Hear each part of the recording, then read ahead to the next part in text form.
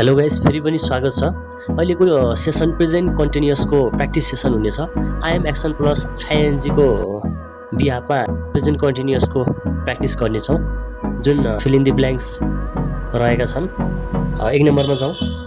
एक नम्बरमा I am dot dot football छ। यहाँनिर चाहिँ प्ले, प्लेड, प्लेइङ छ। यसको चाहिँ सही आन्सर प्लेइङ हुने भयो। हि इज डट डट छ यहाँनिर। राइट, राइट्स, राइटिङ छ। यसको चाहिँ सही आन्सर राइटिङ हुने भयो। You are dot dot very well भन्ने छ।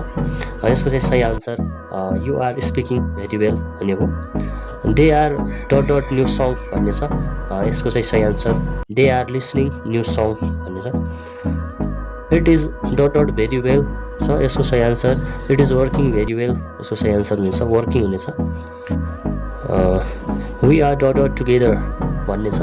यसको चाहिँ इन्जोय पनि हुँदैन, इन्जोय नि हुँदैन, इन्जोइङ हुनेछ, आइएनजी हुनेछ। सी इज लफिङ हुनेछ। यसको चाहिँ सी इज लफिङ, लफ्स भन्ने छ। सी इज लफिङ हुनेछ।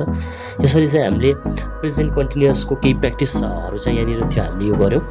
र प्रेजेन्ट कन्टिन्युअसमा एउटा भन्नुपर्ने कुराहरू के छ भनेपछि, जस्तो यहाँनिर आई छ, आईसँग जहिले नि एम नै लाग्छ। आईसँग एम नै लाग्छ। कन्टिन्युअस फर्ममा आईसँग, प्रेजेन्ट कन्टिन्युअसमा चाहिँ आईसँग एम नै लाग्छ। वर्तमानमा चलिरहेको काम देखाउनु पऱ्यो भने। र पास्ट र फ्युचरमा चाहिँ पास्टमा चाहिँ आई वाज र फ्युचरमा आई विल बी लाग्छ है। त्यसै गरी हिसँग इज नै लाग्छ। पास्टमा हि वाज लाग्छ र फ्युचरमा हि विल बी लाग्छ। त्यसै गरी युसँग यु वेयर लाग्छ। पास्टमा चाहिँ जस्तो यु आर छ यहाँनिर भनेपछि पास्टमा यु वेयर लाग्छ भनेपछि फ्युचरमा यु विल बी नै लाग्छ। त्यसै गरी दे आर भन्ने छ। पास्टमा दे वर लाग्छ र फ्युचरमा दे विल बी लाग्छ। इट इज भन्ने छ। पास्टमा इट वाज भन्ने हुन्छ र फ्युचरमा इट विल बी लाग्छ। त्यसै गरी वी आर छ। पास्टमा वी वर लाग्छ भने फ्युचरमा वी विल बी लाग्छ। त्यसै गरी सी इज छ। सी इजको पास्टमा सी वाज र फ्युचरमा सी विल बी।